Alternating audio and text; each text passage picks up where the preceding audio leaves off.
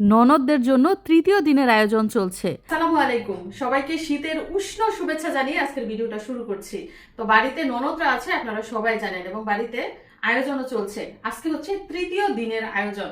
বরাবরের মতোই এদিকটা রয়েছে গরুর মাংস, তবে আজকে বেশি পরিমাণে রান্না করছি, কারণ সকালের নাস্তায় খাবো খিচুড়ি, গরুর মাংস দিয়ে খিচুড়ি খাবো, প্লাস দুপুরেও খাবো, এর জন্য বেশি করে রান্না করছি। এদিকটায় দেখুন ইলিশ মাছের ভাজি করব। গতকাল রান্না করা হয়েছে সরষে ইলিশ, আজকে রান্না করব ইলিশের ভাজি। এছাড়া এদিকটায় দেখুন দেশি মুরগ, এখানে 2টা দেশি মুরগ কেটে ধুয়ে একদম পরিষ্কার করে নিয়েছি। তাছাড়া দেখুন অনেকগুলো পেঁয়াজও কেটেছি।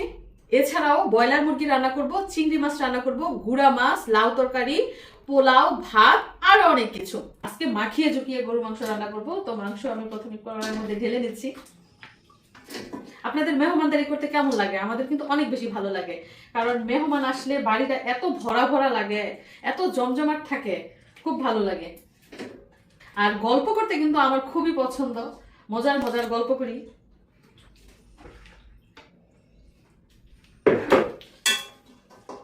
এখন মাংসের মধ্যে আমি পেঁয়াজ দিয়ে দিচ্ছি, বেশি করে পেঁয়াজ দিচ্ছি, কারণ খিচুড়ি দিয়ে খাবো যেহেতু, ঝোল ঝোল না হলে ভালো লাগবে না, আর পেঁয়াজের মধ্যে কিন্তু ঝোল থাকে।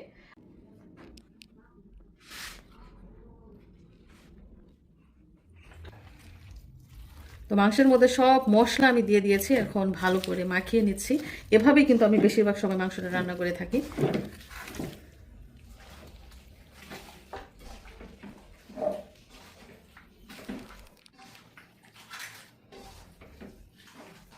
মেহমান আসলে আমি সবসময় টেনশনে থাকি যে রান্না কেমন হলো, মেহমান খেয়ে প্রশংসা করবে না বদনাম করবে, সেটা নিয়ে অনেক টেনশনে থাকি। আশা করি রান্না খেয়ে প্রশংসাই করবে, কারণ অনেক মনোযোগ দিয়ে অনেক যত্ন করে রান্না করছি। তো মাংস মাখানো হয়ে গেছে, এখন আমি চুলাটা জ্বালিয়ে দিচ্ছি এবং ঢাকনা দিয়ে ঢেকে দিচ্ছি। এবং এই হাঁড়িতে রান্না করব দেশি মুরগির মাংস, তবে মাখিয়ে ঝুঁকিয়ে না, অবশ্যই কষিয়ে রান্না করব এবং ঝাল ঝাল করে রান্না করব। আর সাথেই থাকুন, স্টেপ বাই স্টেপ আপনারা দেখতে থাকুন কি কি রান্না করি। মেহমানদের জন্য রান্না, অবশ্যই ভালো করে রান্না করতে হবে, তো সাথেই থাকুন, অবশ্যই পুরো ভিডিওটা দেখে যাবেন। তো দেখুন দর্শক বন্ধুরা, এর মধ্যে কিন্তু গরুর মাংস রান্না হয়ে গেছে এবং অনেকক্ষণ ধরে রান্না করছি, 1-1.5 ঘন্টা তো হবেই, আরও বেশিও হতে পারে। আমি মাংসের মধ্যে কিন্তু আজকে কোনো আলু দেই নেই। তো গরুর মাংস রান্না শেষ। আর এই পাশটায় দেখুন ডাল রান্না করছি, একদম অল্প করে, কারণ ডাল কেউ খায় না, তারপরও স্যাম্পল হিসেবে রাখছি।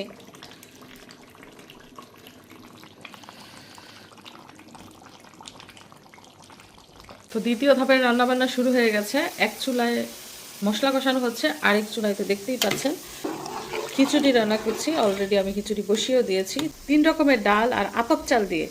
আর এই পাশটায় মশলা কষানো হচ্ছে। অবশ্যই মাংস রান্না করব, গরুর মাংস যেহেতু রান্না শেষ। এখন কি ব্রয়লার মুরগি রান্না করব না, এখন রান্না করব এই যে দেখুন দেশি মুরগ। বাচ্চা নিয়ে রান্না করছি, তাড়াহুড়ো করে রান্নাটা শেষ করার চেষ্টা করছি। মেয়ের ঘুম পাড়ায় রেখে তারপর আমি রান্নাটা করতেছি। যদিও বাড়িতে অনেক মানুষ আছে, কোলে নেওয়া দেশি মুরগ একদম ভুনা ভুনা করবো, এটার মধ্যে কোনো আলু টালু কিছু দিব না। তো খিচুড়ির মধ্যে কিছু কাঁচামরিচ দিয়ে দিচ্ছি, ঝাল একদম কমিয়ে দিয়েছি যেহেতু বাচ্চারা খাবে।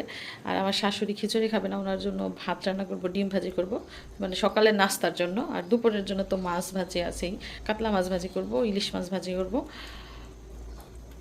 তো মাংস আর খিচুড়ি রান্না হোক, তারপর আবারও কথা হবে। তো এই যে দেখুন দর্শক বন্ধুরা, গরম গরম খিচুড়ি হয়ে গেছে, নামিয়ে নিয়েছি। আর এই যে গরুর মাংস তো রান্না করা হয়েছে, আগেই দেখেছেন। এই যে দেখুন রান্না করে পাতিলার মধ্যে বেড়ে নিয়েছি। তো আজকে সকালের নাস্তায় গরুর মাংস দিয়ে খাওয়া হবে, এই যে খিচুড়ি। এছাড়া দুপুরের জন্য কিন্তু মাংস একসাথেই রান্না করেছি। বাইরে আজকে প্রচুর কুয়াশা, এবং কুয়াশার মধ্যে আজকে সকালের নাস্তা একদম সিম্পল, খিচুড়ি আর গরুর মাংস।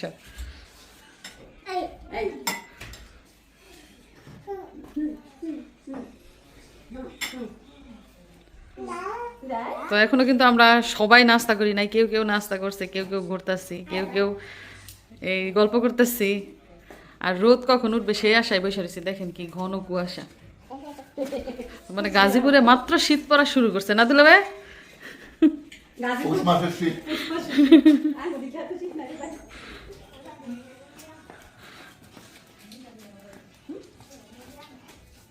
আর এই পাশ দিয়ে ব্রয়লার মুরগি রান্নার জন্য মশলা কষিয়ে নিয়েছি।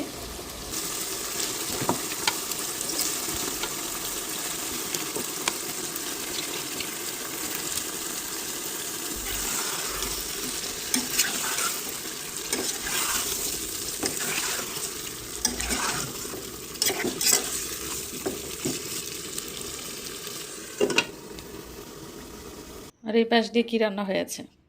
ঠিক ধরেছেন, ব্রয়লার মুরগির রান্না একদম শেষ। আরও কিন্তু কয়েক রকমের আইটেম রান্নার বাকি রয়েছে। বাঁধাকপি ভাজি করব, মাছ ভাজি করব, আমার শাশুড়ির জন্য মুরগি ভাজবো, পোলাও রান্না করব, ভাত রান্না করব, ইত্যাদি ইত্যাদি। তো সাথেই থাকুন।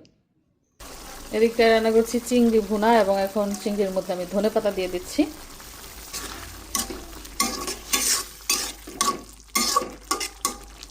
তো এই যে চিংড়ি ভুনা রান্না প্রায় শেষ পর্যায়ে। এছাড়া এদিকটায় চিংড়ি দিয়ে বাঁধাকপিও ভাজি করেছি অল্প করে, যেহেতু অনেক আইটেম না খেলেও খেতে পারে, এর জন্য অল্প করে ভাজি করেছি। পোলাও ভেজে নিচ্ছি। আর এখানে হচ্ছে গরম পানি না ঠান্ডা পানি, কারণ আমি ঠান্ডা পানি দিয়ে পোলাও রান্না করি। চাল ভাজা হয়ে গেছে, এখন এর মধ্যে দিয়ে দিচ্ছি পরিমাণ মতো পানি। কাঁচামরিচ সোয়ানো যাবে না, বুঝছেন না? কাঁচামরিচ দিলে আমার শাশুড়ি খাইতে পারবে না, এই জন্য পোলার মধ্যে কাঁচামরিচ দিলাম না।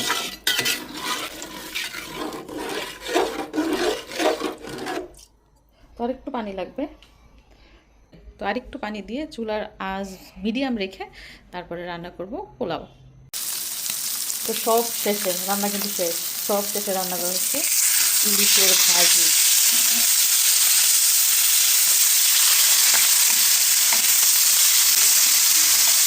আমার শাশুড়ির জন্য আবার আলাদা মরিচ ছাড়া ভাজতে হবে, এগুলো মরিচ দেওয়া।